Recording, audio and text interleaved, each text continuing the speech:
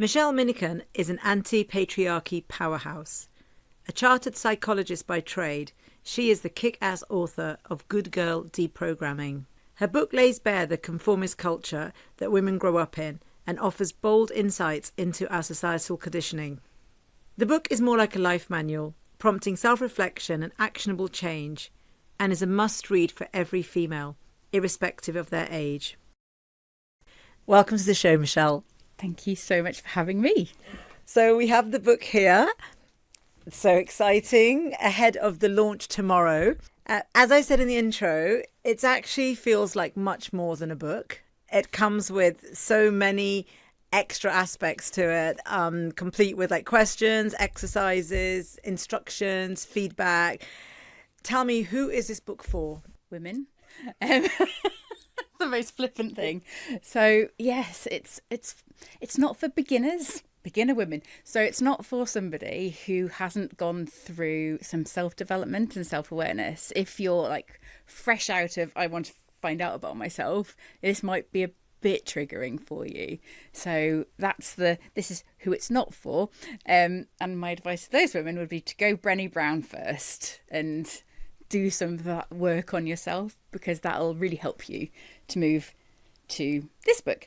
And who else it's not for are those completely unleashed and bound rebel women who probably could teach me a thing or two. So it's for those of us in the middle who aren't quite fully deconstructed and reconstructed in what they want to be, but also it's not for the proper pirate women that, you know, they're the head of me. So us in the middle, are in the wobble, don't really quite know what we want. Amazing. It's about to be launched tomorrow, as I said. Some of us have already been lucky enough to get a copy. What's the response been so far? Well, it's one of these. So I talk about feedback. So anything that's going to be substantive work that's going to be released into the world will attract feedback, both positive and negative. And one of the last chapter, we talk about becoming unfuckwithable, and it's literally being immune to both the praise and the negative feedback. So last week I was at a conference and we had a Good Girl Deprogramming banner, and literally as we were putting stuff out on the stand, these two women walked past and saw the banner and like, unleash the rebel within. Like literally, like, it's like, are we in high school? I was like, what is wrong with you people? And I took that really personally. It's like, you're literally taking the piss out of my book. And I had to sort of like, Michelle, no, we're having to touch some feedback and become unfuckwithable and just let them be them. Whereas every other person loving it. So there will be people that don't like it. And I've got ADHD, and so one of the annoying parts of ADHD is this thing called rejection sensitivity. So criticism, I feel like it's painful. I feel it really bad. So I'm having to go through all of this stuff myself as well, just to say it's going into the world. It will go out into the world. People will love it. People will hate it. But you have to be okay with both of those things.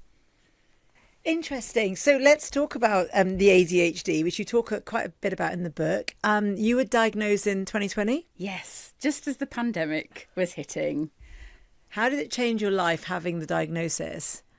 So what happened was I was invited to an International Women's Day thing at the House of Lords, which is very fancy. And I met this lady called Anna Price, and she was telling everybody about her ADHD diagnosis. And as she was talking, I was like, oh, this is me. Like really bad. It was almost like, oh, and she wasn't one of the speakers. She was just literally had like a group of women around her talking, and I was magnetized, drawn to her. And so I was like, yes, this is definitely me. Became best friends with her, of course, because that's what we do. And went just basically, I'm a psychologist. So I went onto the NICE guidelines and went tick, tick, tick, tick. Here's some examples. Phone the GP. And they referred me to a private and like a right to choose. So it's kind of not having to wait 5 to 7 years for a diagnosis, but managed to get through like the sneaky shortcut. And it was like, oh, this explains so much about my life and explains, so much. And some of the silly situation, shall we say, that I've gotten myself into. And so my initial response was absolute rage, both at myself and at the people who have not necessarily treated me kindly in my life. So I'm probably just literally answering all your questions. I'm just going to go with it. I'm just on a roll. And then I got a coach who actually, Karen, who was ended up being my book wing woman, who watched me kind of get my diagnosis and then completely unravel with rage for probably a year. And then I was like, right, now we're going to take this and write a book. So it was almost, once I figured out so one thing that ADHD is masking, pretending everything is fine. So being a good actress. And when I knew that I was doing that and I could take that mask off, and then I was like, yes, I'm totally unmasked. Everything's fine. And I was like, but there's something else here. And that was that good girl conditioning. That was like, oh. And then as I'm a 5-year-old who asks why a lot, it's like, why? Why are we conditioned to be good girls? And then that's what led to this journey, I suppose. Wow. So with the diagnosis, then did they give you medication or? They did. So I took it for about a year and then realised coffee's good enough. It's a stimulant medication. It was brilliant though, because it's the first time in my life I was able to go, oh, this is what yoga teachers mean by silencing your brain.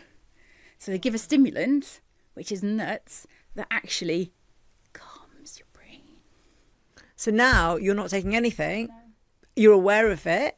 Apart from coffee, you're aware of it and you can deal with it. Yes, because I have the support and the scaffolding around me. So through access to work, we were able to sort of get support to get some humans to help us. So we've got a really good project manager and a really good coach and a really good marketing person that kind of keep me and my partner in our business on the straight and narrow. But you know what I mean? They keep us from going off piece too much. There seems to be so much talk about ADHD at the moment. Are more people being diagnosed, do you think? I think there's more awareness. So traditionally, it was naughty little boys who were, causing disruption in school. It was almost a case of, even with autism, they didn't realise this was a thing that girls had. And the female presentation is slightly different from the naughty. I was an angel at school, absolute angel. I was such a good girl. It was unreal. And I would never in a million years, my teacher would be like, no, she definitely does have ADHD. She was like, do your homework, do this, do all the right things. And looking back, you can see in my report card, it's like, oh, if she only put more effort into things, that she'd, why does she leave things to the last minute? And yeah, and talking was a thing, very chatty. But yeah, it's all of these things. Looking back at my report cards, I was like, oh.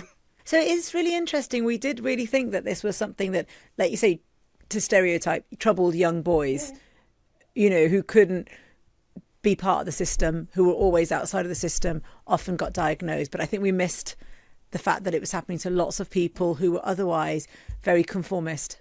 100%. So yes, there is. And then you look through your relatives and just think, I wonder why. You're looking at grandparents and your parents and your sisters and your nieces and nephews and just think, you all need to be tested. Really? 100%. But we grew up in this family, we're all a bit bonkers, and this is normal for us. And it's only when...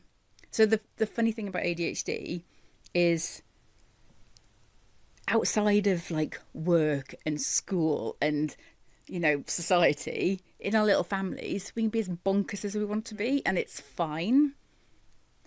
It only becomes a problem when we're trying to live in a world that was designed for non-ADHDers, where you've got silly rules and you have to fill in forms and all that sort of stuff that we really struggle with. So I really struggled getting out of the admin jobs of my career into a more sort of strategic professional job. Right.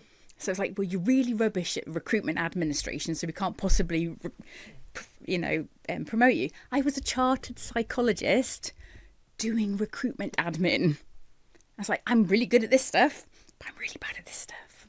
So once somebody gave me a chance, I was promoted like 4 times in 4 years. But it was just getting out of that being really rubbish admin thing.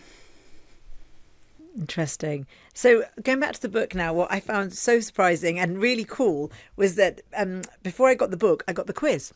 Mm-hmm. And it's not very often when you get a quiz as the pre-read before the book. It was brilliant. I think I scored like 47%, I think it was. So, but yeah, tell me about why you created the quiz and what that's there for. So, in my professional background, I am trained in delivering all sorts of psychometrics. I love doing it, and I love doing the feedback to people. Hate writing the reports because I've got ADHD, but I love doing the sort of the face-to-face feedback and talking to like hiring managers, all that sort of stuff. And so I understand how psychometric tests are made, and I've been involved in creating some psychometric tests, and so that's the kind of background to it. So my idea was, we're all really, really busy. We don't have time to read a whole book. It's like 200 and odd pages in this book. It's a big thing. And wouldn't it be nice if we just had a sort of like a pointer? So I created like dimensions with all of the different chapters. You answer all the questions, 72 questions, because, clearly there needs to be enough for it to actually mean something. And it will tell you which chapters you need to read, so you'd have to read the whole book. I mean, this is absolutely genius. I mean, to read, answer a quiz, see where your kind of biggest problem areas are, be guided straight to those chapters. I mean, I saw that and I got my score. I actually was more inspired to read the whole book because I was thinking, I'm not leaving anything out now. But that's very tailored and very specific to the individuals. Really, really curated for each reader. Yep. It's so clever. The worst chapter for me to write was the one about strategic exhaustion. So how women are kept tired. We're exhausted. We're absolutely knackered. We're having to do all of this emotional, caring labour that, men don't necessarily always do. Like on average, women work an extra 2 hours a day in terms of that emotional stuff. And it was that. It was like, we don't have the time, the effort to read a whole book. But if you want to, go at it. You might miss something funny. But yeah, that's. I just thought that would be the most useful use of our time.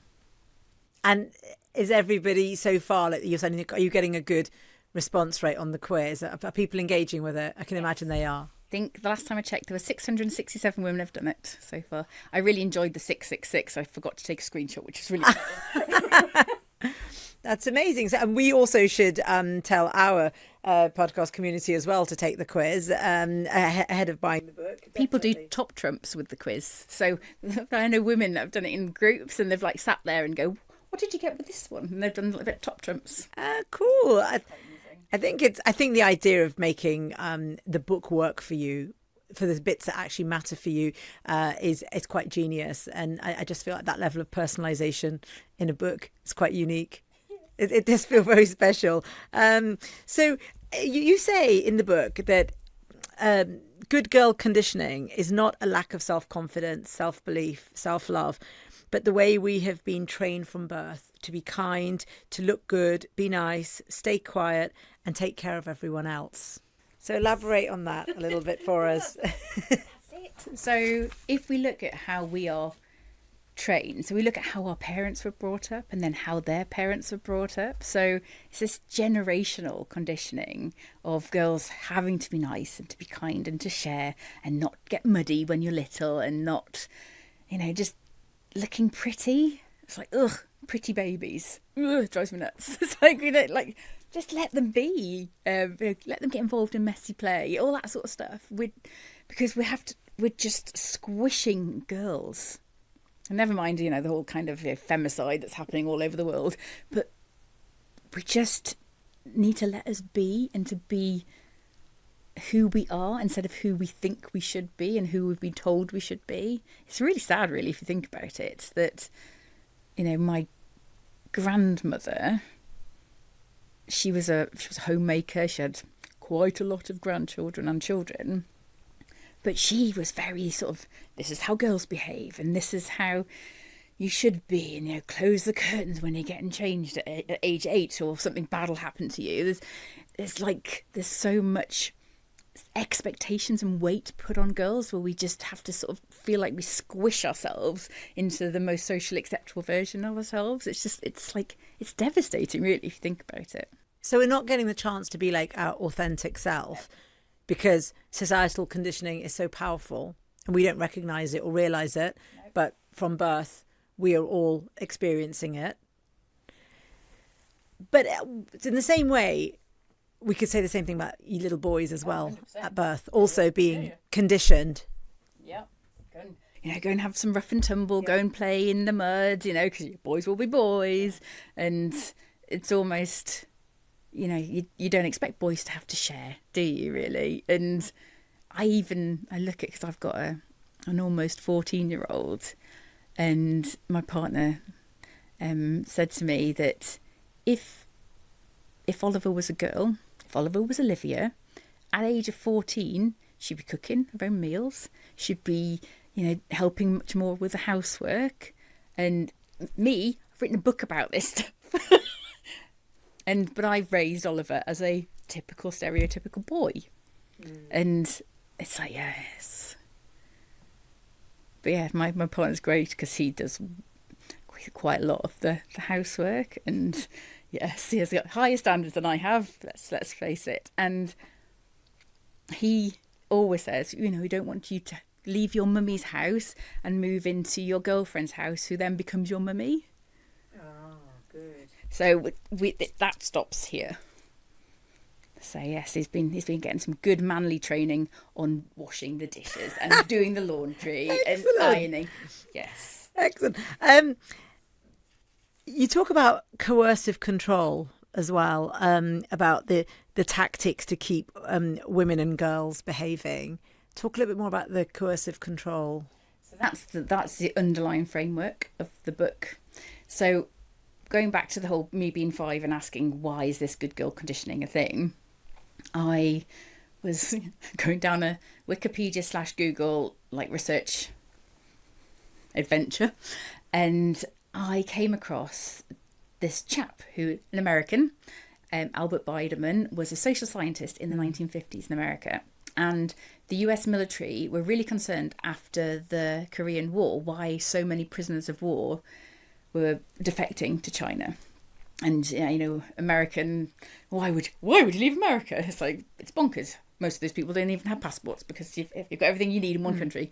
And so they thought the Chinese had a magical brainwashing machine, which would be fun, but they didn't. They used tactics of coercive control, and he and his team figured that out. So it was published in the 50s. Amnesty International used it in terms of definitions of torture, and it's used lots in domestic violence as well. And it's actually coercive control is a law now. It's not supposed to be able to do it, but it's really hard to prove. So it's really hard to prove. But I looked at our conditioning through the lens of coercive control and looked at these 9 different principles, and I just looked at this table and I was like, oh my God. And I could literally, within an hour, I'd printed off, scribbled all over it, and this is how women are kept under control. This is how we are kept behaving, and it's coercive control tactics, which makes the book sound terrifying. But we don't know. It just happens. We don't know about it. So the book is a kind of, this is a thing. Yeah. This is how I've kind of translated it. And these are some questions you can ask yourself, and you can ask your friends and your community to try and figure out how and why you're in this, whether this affects you or not. In her book, Before War, Elisha Davey said, once we've been conditioned into a set of cultural beliefs, we will often cling to them and angrily defend them if challenged. I'm thinking about the women that will read this book and think, no, I don't associate with this, or I don't believe it, or I'm perfectly happy with my life. But that's fine. Yeah. You can't win them all. Yeah. But I think if you've got some natural curiosity, and I I literally am surrounded by ADHDers. I'm surrounded by very rebel kind of women, and who think that they're not impacted by this stuff. And I guarantee you will read certain chapters, certain parts of this book, and it'll hit you like a train. It can be really triggering, which is why the book has been written to be read in community with other women. This is so interesting. The fact that everything is very sort of community based, and it's not you sitting at home on your own on the sofa reading the book. You want people to get together, create their, I can't remember, gang. Coven, that was it. That was it. Girl gangs. Spice Girls. Yeah. And basically kind of like work through it together. And I think that's quite important because, like we sort of discussed before, it could be quite triggering if you were reading it on your own, and actually without the right support system and the right framework. And it could actually lead to consequences that may not be intended. Yeah. So I've created I can't remember what I've called it. It's like a Good Girl Rebellion gang guidelines, like handbook. So it talks about how to create a really robust container for the work, so people are safe and protected in that, because I don't want people to be harmed by this book. No. But people will come to some realizations that may hurt them. But the book's not all doom and gloom. It's literally, these are the facts. There's some funny stories around all of the facts, and this is what you could do about it. The book isn't doom and gloom at all. It's actually incredibly uplifting. I found it really positive, but I think also not only is the content about deprogramming positive, but you are very positive, and I think you inject so much humour through that book, and so many juicy words as well. I love that, actually. That was amazing. When I got to Unfuckwithable, I was like, oh, this is brilliant, right? But so I think it doesn't feel like doom and gloom at all. I think it's very positive. But that's the hope. Yeah. That's the hope. And we come across Gallup strengths. Yes. Yeah, so positivity is in my top 5. So yeah. Brilliant. So yes, that strength like comes through. The Nobody's Coming to Fix You podcast is really us talking to women like yourself, and it's mainly women that are listening to this as well. That doesn't mean that we're not pro men. There'll be some men listening to this podcast who will read your book as well, and they'll be thinking, well, what about me? I'm in the same societal conditioning. What why isn't there a book for me? Interestingly, so no, yes, it's my partner has obviously read the book because I made him, because mostly for spelling, punctuation and grammar. He's much better than that than I am. So he's read it and he's done the quiz, and he's actually more of a good girl than I am. But anyway, book number 2 is going to be written with my partner. So using the same coercive control framework to talk about good student and good employee. Oh, wow. Sort of conditioning, because a 3-year-old's way more creative than a 18-year-old, because all of that gets kicked out of people at school.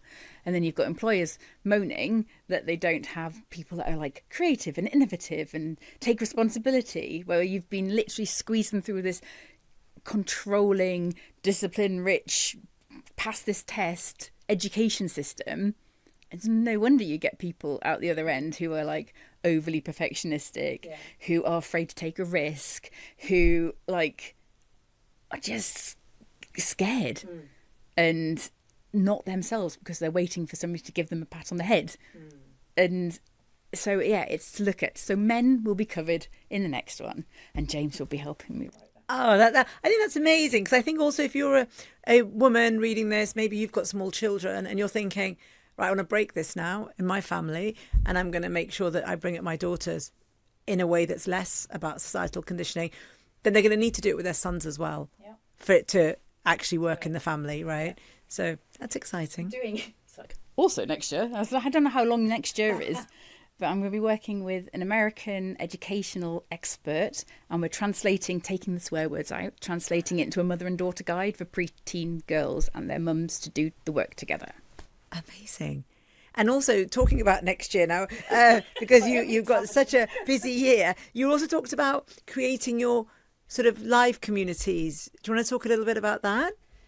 So yes, so for those girls and women who don't necessarily want to create their own thing or to join a thing, I'm creating a community of, it's called the Good Girl Rebellion. So it's like a membership. We're going to start talking, we're going to do like a 12-week read along of the book and discuss it, and then it'll turn into we'll get experts in every week, every month to talk about different aspects, nutrition and exercise and breathing and meditation. So sort of that, some more self-care stuff. So we're going to build like a really solid community of women online. And then I'm stopping doing one-to-one because I think I can have much bigger impact, and one-to-one is exhausting if I did small group coaching. So 4 women per circle. We're going to call them the Good Girl Rebellion circles. 4 women, and we'll do a 6-month go through all of this stuff together and learn and grow together. And in this one-to-one way, we're taught you have to do one-to-one coaching, because that is coaching. Peer coaching and peer support and encouragement and building really rich friendships and professional friendships in the work, I think it's going to have much bigger impact. And I think building friendships with people who are on the same journey as you. Yeah. And I think sometimes when you are in that place where you want to transform your life or you want to make change, but your own friends may not be in the same place, that's also quite difficult. So you go on a journey with people who are like-minded, want to address the same things. I think it's a fabulous idea. And I think that, like you say, we're all steered towards one-to-one coaching. At Sanslan, we do a 12-person coaching program, so there was only 12 people in the room, but I think 4 sounds even better. I think 4 is great. And but I think the reason why we chose 12 was, again, we thought this would be a community that everybody could tap into throughout their journey. So they stay with the program for 12 months, but the idea is that they can keep on having that peer support, like you mentioned, as in addition to all of the coaching support they're going to get as well. So great. And then the year after next, because I've decided there's too much happening next year, is I'm going to create Good Girl Deprogrammers. So I'm going to train women who've been through the program to become Good Girl Deprogrammers. So funnily enough, it's people I'm surrounded by coaches and psychologists, and most of the people that have pre-read the book, including yourself, are coaches and psychologists. So you've got your whole army of deprogrammers all ready to go. There we go. Oh, that's amazing. This is a complete community. It's a complete business model, right? It's not just a book. No, it's a move. Well, we wanted to make it a movement. It's a movement. Yeah. Yes. It's amazing. It's not up to me to call it a movement. It's up to the people that are in the movement to call it a movement. But yes, that's the plan, because I don't want to stand here in front of people and say, I am the expert in all things Good Girl Deprogramming. I know everything. I know how to do your life, and take your Good Girl conditioning and put Michelle's conditioning on top of it. That would be the worst thing you can do. And so many self-help books are that. And everyone must come out of it in their own way, I guess, as well. There's no right or wrong. No. And I think it's really interesting going back to the groups of women sort of like supporting each other. I think that when I was reading the book, that's one of the things that I was sort of thinking about. We always think that there's this patriarchy, that, this is kind of like come from men. And then I think that, when I actually think about women and how women support women, and we were talking, you write in your book about, the very derogatory phrase Karen, that, we both, abhor. But actually, that's a phrase that's terrible, but it's been created by women, for women. And we ourselves don't support each other enough. So what can women actually do to, I don't want to use the phrase be kind, but to be more mindful of other women and to support women better? Yeah. And it's looking, self-examining our internal misogyny. Yes. And realising, I'm happily walking around looking down at other people. I was a total, girls are so much drama type of girl at school. But realising that if I'm talking about girls that way, it gives permission for men to talk about girls that way. And it's a cycle of misogyny, and It's horrible. But yeah, there's parallels with the anti-racist work, but it's the anti-misogynist work that needs to happen. That's not at the moment, but we need to start with ourselves. So we always refer to men as misogynists. Not all of them. No. But whoever is a misogynist, we normally think it has to be a man. But you're saying that women can be misogynists. 100%. So as the Karen thing shows, it's women calling certain type of women Karens because they act entitled or complain, and it's given permission for men to call women Karens, and it's given permission for people to be shut up, people to be silenced, people not being allowed to speak. And I was on the taxi on the way here. I told you about me having to complain about something, but then like panicking because am I being a Karen? I'm like, Jesus. It's like it's noticing what you're doing in the moment and nipping that crap in the bud, because we have been brought up in a society where we think that men are better, men are more likely to lead, and all of that implicit bias stuff that we've got. And my little boy said to me, and he must have been about 6 in the hospital because he's a boy, and he was very surprised that the doctor was a woman. I was like, crikey! It's like, dude, because doctors, even though there are more female doctors now, doctors are traditionally male. Which is, well, even if you look back in history, all the doctors were women. But whatever. But yeah, it's that type of stuff, those stereotypes, those biases that we just have to sort of recognise that we have them and stop it. I think the thing about women can be misogynist too is like huge. I think if women, we started talking about that and people started owning that and taking responsibility for it, I think like in the same way that people of colour feel that they can attack somebody else and not be called out for being racist when they are being racist. I think the same thing is with women attacking women, being misogynistic. So I'm sure we'll get a lot of flack for that. But take it out if you don't like it. No, but I think it's honestly that's a big sort of like revelation, because we never own it. We never own that. We think if anyone is attacking women, then it must be somebody who's not a woman. Yeah, because we've been trained to be the victims. Yeah, as well. Interesting. That is so empowering, actually. I think that's another podcast on its own, actually. but yeah. So, and then imposter syndrome. It's interesting. You kind of contained imposter syndrome in the book in a very sort of like easy way. You say it is perfectly normal. It is a perfectly normal feeling of self-doubt that most people experience at some time. Yeah. And I thought, it's just been made into this big thing. So it's so interesting. And that's one of the things you do very well in the book. You take a lot of really big topics that for a lot of people takes them out of their kind of like safe zone or whatever.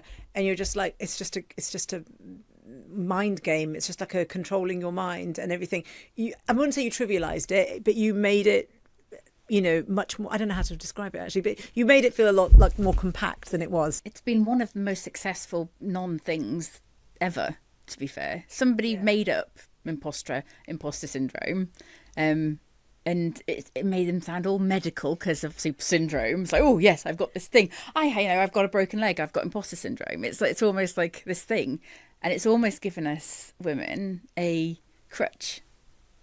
And it's like, well, I'm feeling a bit imposter syndrome. It's like it's doubt. You're just having a bit of self-doubt, and it happens when you're wobbling in terms of you don't know everything, because we have been conditioned to have to know everything, and that's the school thing, and there's a right and there's a wrong, and I have to do things the right way, I have to present myself the right way, and I do talk about as well in the book how women are new to the workplace.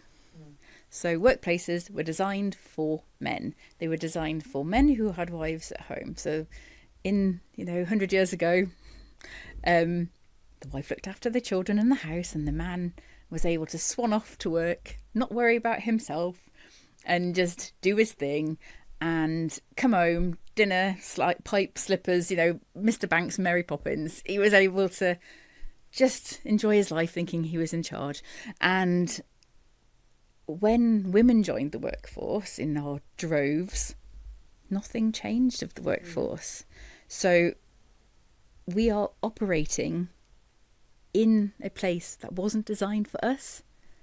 So no wonder we feel like we're imposters, we're frauds sometimes, because we're in a place that wasn't designed for us. It was designed for men who were able to concentrate on their careers, not worry about any of the emotional labour stuff about who's going to what appointment, or whether, the cat needs whatever the cat needs, and able to concentrate. So when we're in work, we have this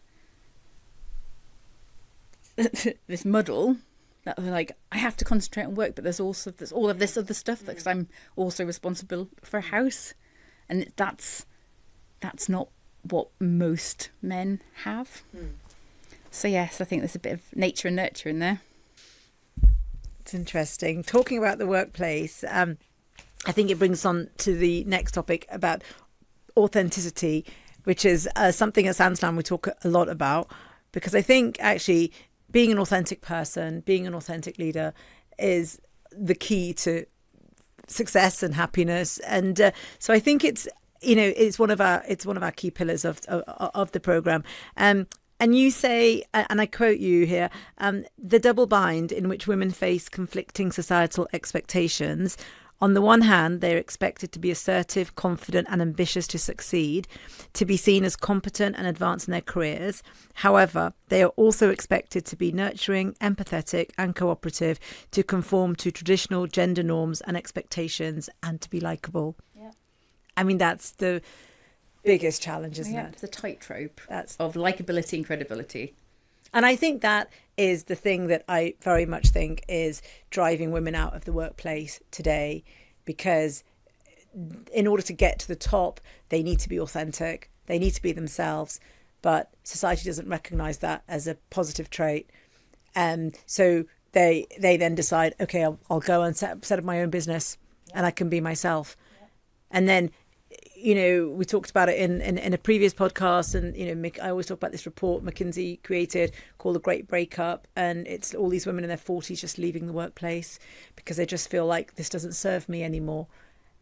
So this is the thing I struggle with the most, because I think in a world where we are so intolerant of alternative opinions and,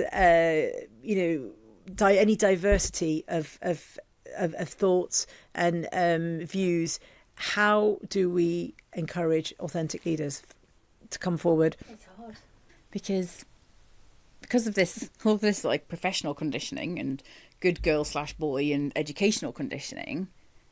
We don't know who we are. We don't know what we want. We don't even know what's authentically us. So I went through a bit of a phase of watching like Schitt's Creek, and I literally turned into Alexis is the girl. She did like a funny thing with her hands, and I was like, "Ooh, I'm literally becoming her," because I watched too much telly while I was avoiding writing the book. And it's almost like there's so much like unpicking. I've always been a massive fan of like personality questionnaires and the personality preferences and all that sort of stuff, and looking at who you are. But you are answering that within your conditioning as well. So yeah, it's that authentic leadership. It's so hard because we quite often don't know who we are and what's authentic for us. And, this is a mic drop. We change. What's authentic for us at one point in our lives might be a different thing in a different part of our life. Quite frankly, I change depending on, what part of the cycle I'm in. It's my personality. I can be very loving and nice, or very direct, depending what time of the month it is. So it's hard for us to figure out what is authentically us, But it's like, what are your values? You know, what are your strengths? What do you want to be portrayed as? And I think if you're working for yourself, that personal branding stuff is really important. Because if you're like a million miles away, people will be able to spot it, because that inauthenticity will shine through.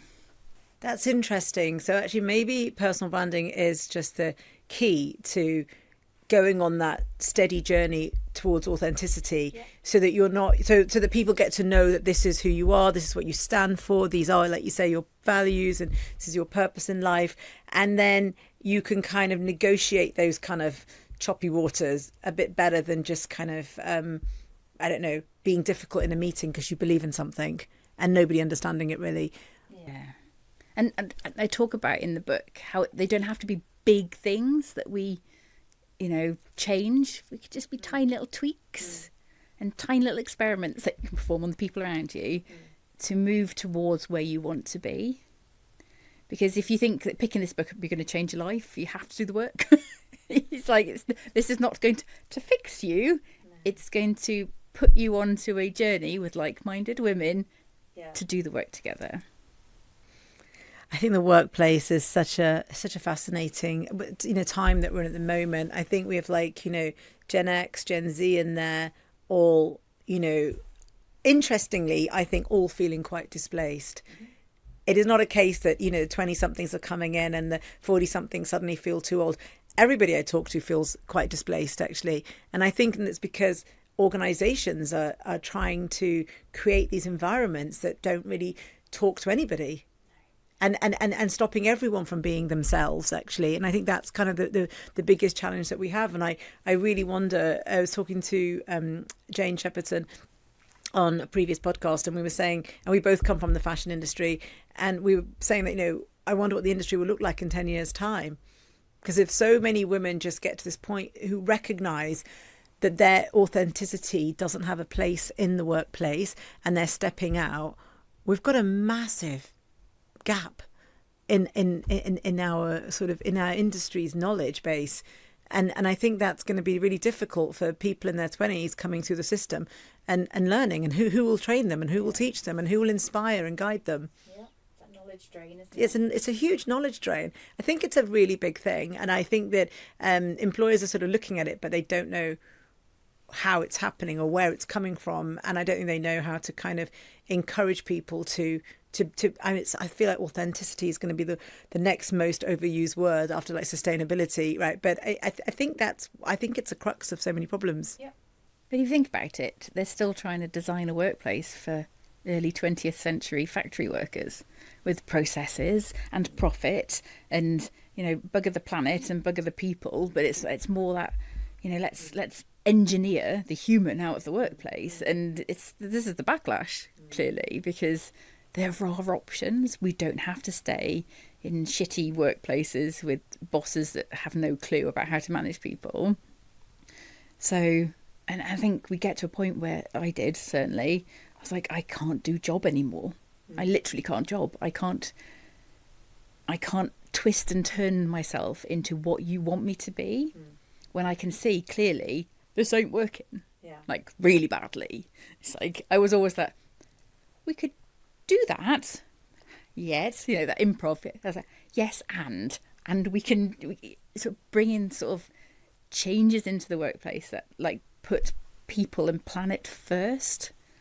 And we're not designed to sit at a computer screen. Humans are not designed to do that for 8 hours a day. And yeah, we need movement, and we need different creativity and different ways of collaborating. And I don't think we've got it. I know we haven't got it right yet in terms of the workplace. You also talked about this glass cliff phenomenon. And I was quite horrified to read that. I hadn't actually, I've been in the industry for a really long time and a lot of management positions, but even I hadn't heard of this this phenomenon where you say that, like, often where the likelihood of failure could be quite high. Theresa May. I wrote Theresa May in my notes here. I definitely think Theresa May was the absolute perfect example of bring in somebody, this is not going to work. She's going to take the rap for it. Yeah, Liz Truss as well, actually. Yeah. Yeah, we found out quickly with that one. But yes, so it was a couple of researchers in one of the universities down south. I am down south currently, aren't I? Yes. Like proper south, like on the coast. And they came up with this phenomenon, and they looked at loads of different women in precarious leadership positions, and it's okay for a woman to fail. And then the man comes to rescue. Man comes in, super cape on, rescue the situation, like, and blame it all on the woman, even though they only came in for 6 months. But yes, it happens all over the place. But yeah, Theresa May is my favourite example. I think Theresa May is a good example, actually. I mean, to be honest, I think 'cause I probably worked in very female-heavy organisations because it's a fashion industry. Mm-hmm. So there weren't probably enough, the gender split was very, very pro-female. So I didn't really experience that, but now I see it. I'm like, this is really interesting. So then we come on to some of our specific questions that we want to always answer for the listeners. I thought that we could maybe give the listeners a little bit of insight as to what we think that good could look like if, say, they started focusing on being like more authentic. If they were trying to be like their authentic selves, how would they look like? And actually, I'm going to start that again. Sorry. So basically what I'm going to do, I'll just tell you anyway. So if we talk about decision-making skills, communication skills and conflict management, how do you think you could get stronger in those areas by being more authentic? Do you think you could answer that if I asked you? Ask me one at a time. Yeah, yes. Definitely going to ask one at a time. Definitely going to ask one at a time. Okay, cool. So we'll do that again. So, so let's focus on some questions for our listeners. We want to ask you 3 questions that are about authentic leadership and how, if you applied yourself authentically, you could make change in these following areas. So let's kick off with decision-making skills. It's all about... with clients, we always do the head, heart, gut thing. So what did your head tell you? What did your heart tell you? What did your gut tell you? And you'll always find the answer in that. Or my other favourite question, what would a mediocre man do if they're scared of doing something? Because you find that between answering those 4 questions, you will know what's authentically you. But knowing your values is really important as well. Perfect. Communication skills. Tailor your communication skills to the audience. So there will be some changing in there. So you can be, underlying you're authentically you. But if somebody won't receive, so communication, it's an exchange. There's giving and taking. There's listening and there's talking. So yeah, you have to figure out how the other person likes to be communicated with. And I suppose also we talked about personal branding earlier on, and when we were having a bite to eat before, we talked about your personal brand on, say, LinkedIn, and how you had already been very authentic in your style on LinkedIn, which I was commenting on and I find really refreshing. But it's, you kind of put it out there from the beginning that this is who I am and this is how I talk and this is how I interact. So I think you can use your like personal brand as well to grow that as well. And yeah, people aren't going to follow you if you're all professional and boring. If you are funny or share some stories or how crazy your day is on LinkedIn, then people are going to enjoy that and get to know you rather than this faceless professional corporate robot. And then the last one is conflict management. It's interesting with conflict. So it's all about nipping it in the bud before it becomes a big thing. Right. So nudging is easier than having blazing rows. I will do anything to avoid conflict because I will see if things are going down it's always about miscommunication, let's face it, or not setting your expectations. And when you start coaching, we have an expectation setting.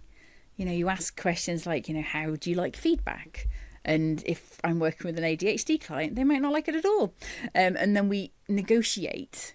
So again, it's a dance. All communication it's all about needs being met on both sides. And if it gets to a conflict, you probably should have dealt with things further down the line. But if it's going to be one of those really difficult conversations, plan it as a negotiation. Okay. Yeah. Interesting. So try nudging, which I think is a good idea, or be really strategic. Yep. Good work. And you take the you're a bad person vibes out of this, and take the drama triangle out of it. What's a drama triangle? Oh, you've not come across it? Oh, no. It's one of my favourite things. So you imagine drawing a triangle. On one side, you've got victim. On the other side, you've got perpetrator. And then on the other side, you've got rescuer.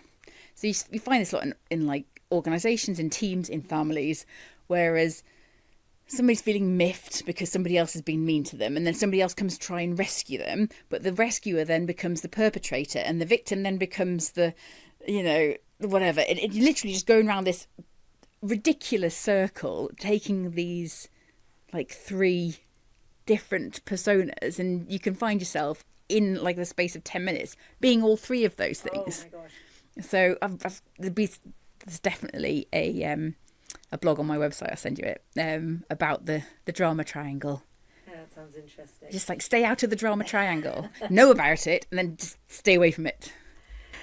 Cool, thank you. Before we finish, Nobody's Coming to Fix You is part of Santalan coaching and transformation program, and it's designed to create balance in your life. So tell me, how do you get balance in your life? I think for me, it's all about not giving myself too hard a time. So I'm very much a get shit done person, or stay in my pajamas all weekend person. And it's fine. Yeah. Not beat myself up about, literally, because we were having such a busy couple of weeks leading up to the launch of this book, I've literally I kind of do it on purpose, instigated a nothing at the weekend thing. So stay in our pajamas, watching Criminal Minds. Excellent.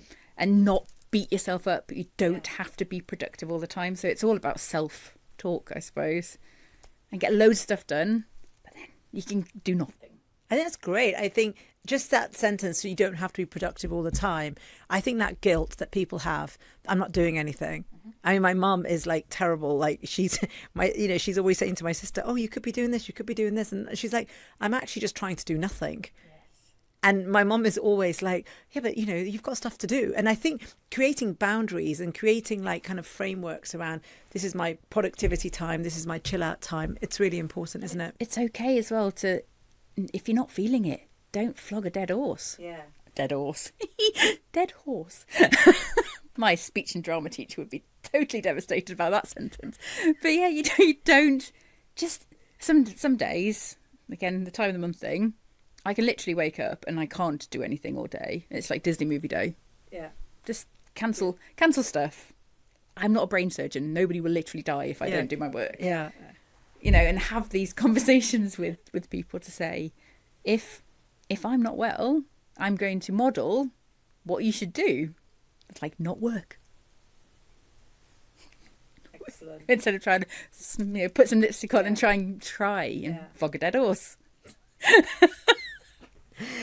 Oh my God, thank you so much, Michelle, for being so unfuckwithable on this podcast. Amazing. Congrats on the book. I think it's a brilliant, brilliant piece of work. And I'm really excited by the fact that it's much more than a book, actually. Like you said, it's a movement. I think it's going to be phenomenally successful next year. I really do. I think lots and lots of women are going to get behind it. And I think the idea of just getting women into little hubs and community groups and peer groups, I think that is going to be the thing that's going to really excite a lot of women, to just that sense of community and belonging. And I can talk to somebody about my concerns, my problems. So best of luck. And I think we'll come back and maybe do another one on there's loads of other topics we could have gone into. There were so many other things, but no, thank you, it was great. Thank you ever so much for having me.